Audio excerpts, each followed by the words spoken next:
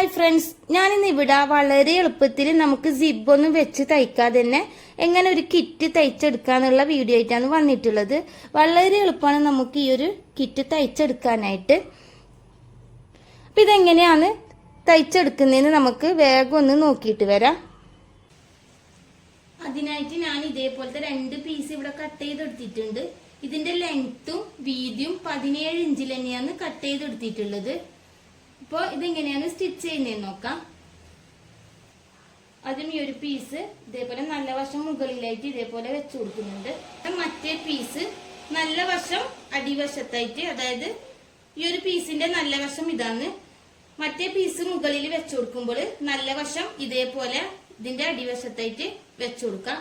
നമുക്ക് ഇതിന്റെ ഏതെങ്കിലും ഒരു സൈഡിൽ വെച്ചിട്ട് ഇതേപോലെ 2 ചെറിയൊരു മാർക്ക് ഇതേപോലെ ചെയ്ത് കൊടുക്കാം. നമുക്ക് തിരിച്ചിട്ട് കൊടുക്കാൻ വേണ്ടിയിട്ടാണ്.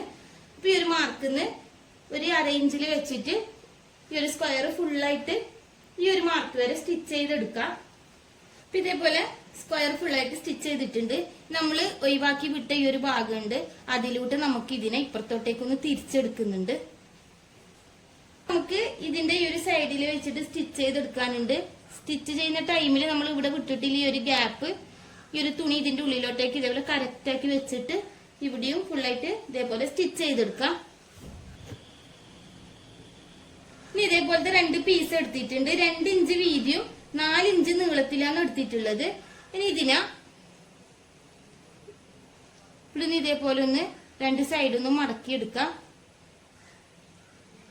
അതിനുശേഷം വീണ്ടും ഇങ്ങോട്ടും കൂടെ ഒന്ന് മടക്കിയിട്ട് ഈ ഒരു അറ്റം വരെ സ്റ്റിച്ച് ചെയ്തെടുക്കാം. 2 പീസും ഇതുപോലെ തന്നെ ചെയ്തെടുക്കുന്നുണ്ട്. സ്റ്റിച്ച് ചെയ്തെടുത്തിട്ടുണ്ട്. ഇനി ഈ ഒരു പീസിനെ ഈ ഒരു സൈഡിൽ വെച്ചിട്ട് ഇവിടുന്ന് ആദ്യം മടക്കാം. എന്നിട്ട് ഇവിടെ വെച്ചിട്ടൊന്ന് ഇവിടുന്ന് സ്റ്റിച്ച് ചെയ്യാം. സൈഡിൽ നിന്നും ജസ്റ്റ് ഇതേപോലെ ഒന്ന് അറേഞ്ചിൽ മടക്കാം. അതിനുശേഷം ഇവിടെ വെച്ചിട്ട് ഒന്ന് സ്റ്റിച്ച് ചെയ്തെടുക്കാം. ഇതേപോലെ തന്നെ നേരെ ഇതിന്റെ ഈ ഒരു സൈഡിലായിട്ട് ഈ ഒരു പീസും ഇതേപോലെ സ്റ്റിച്ച് ചെയ്തെടുക്കാം. അപ്പൊ ഈ 2 സൈഡിലും ഇതുപോലെ സ്റ്റിച്ച് ചെയ്തെടുത്തിട്ടുണ്ട്. ഇനി ഈ ഒരു സൈഡിലും കൂടി സ്റ്റിച്ച് ചെയ്തെടുക്കാനുണ്ട്. അതിന് വേണ്ടിയിട്ട് ഇതേപോലെ ഒരു പീസ് കട്ട് ചെയ്തെടുത്തിട്ടുണ്ട്. ഇതിന്റെ വീതി ഞാൻ 2.5 ഇഞ്ചിലാണ് എടുത്തിട്ടുള്ളത്. നീളം നമുക്ക് ഈ ഒരു സൈഡിൽ വെച്ചിട്ട് നോക്കാം. ജസ്റ്റ് 4 ഇഞ്ച് സ്റ്റിച്ചിങ്ങിന് വേണ്ടിയിട്ട് കയറ്റി കൊടുക്കാം. പിന്നെ ഇതേപോലെ വെച്ചിട്ട് ഈ ഒരു സൈഡ് കറക്റ്റ് ആക്കിയിട്ട് എത്രയാണ് ലെങ്ത് വരുന്നത് ആ ഒരു ലെങ്ത്തിൽ കട്ട് ചെയ്തെടുത്തിട്ടുണ്ട്. അതിനുശേഷം നമ്മൾ ഈ ഒരു പീസ് സ്റ്റിച്ച് ചെയ്ത പോലെ തന്നെയാണ് ഇവിടുന്ന് മടക്കാം. ഇപ്പത്തെ സൈഡിൽ നിന്ന് മടക്കിയിട്ട് ഒരു ലെങ്ത് ഫുള്ളായിട്ട് ഇതേപോലെ മടക്കിയിട്ട് സ്റ്റിച്ച് ചെയ്തെടുക്കാം. ഇതിന്റെ 2 സൈഡും ഇതുപോലെ സ്റ്റിച്ച് ചെയ്തിട്ടുണ്ട്. ഇനി നമ്മൾ നേരത്തെ ഇതിൽ ചെയ്ത പോലെ തന്നെ ഈ ഒരു സൈഡിൽ വെച്ചിട്ട് ഇവിടെ ഒന്ന് സ്റ്റിച്ച് ചെയ്യാം.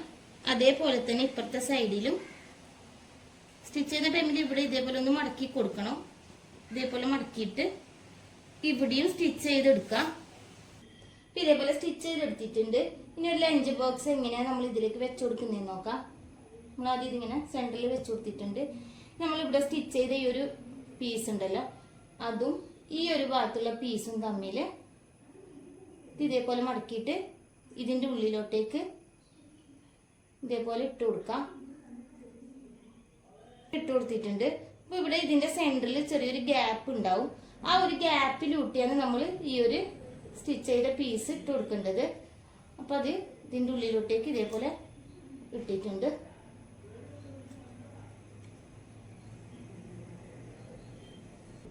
അപ്പൊ ഇതേപോലെ ഇട്ടിട്ട് ഇത് ഇതേപോലെ വലിച്ചെടുക്കാം മുകളിലോട്ടേക്ക്. അപ്പൊ വലിച്ചെടുത്തിട്ടുണ്ട്. അപ്പൊ ഇതേപോലെയാണ് ഉണ്ടാവുക. വളരെ എളുപ്പമാണ് നമുക്ക് ഈ ഒരു കിറ്റ് തയ്ച്ചെടുക്കാനായിട്ട്. സിബിന്റെ ഒന്നും ആവശ്യം വരുന്നില്ല. നമുക്ക് ഇത് ഓപ്പൺ ആക്കുന്ന ടൈമിൽ ഇത് ഇതുപോലെ ഒന്ന് വലിച്ചു കൊടുത്താൽ മതി.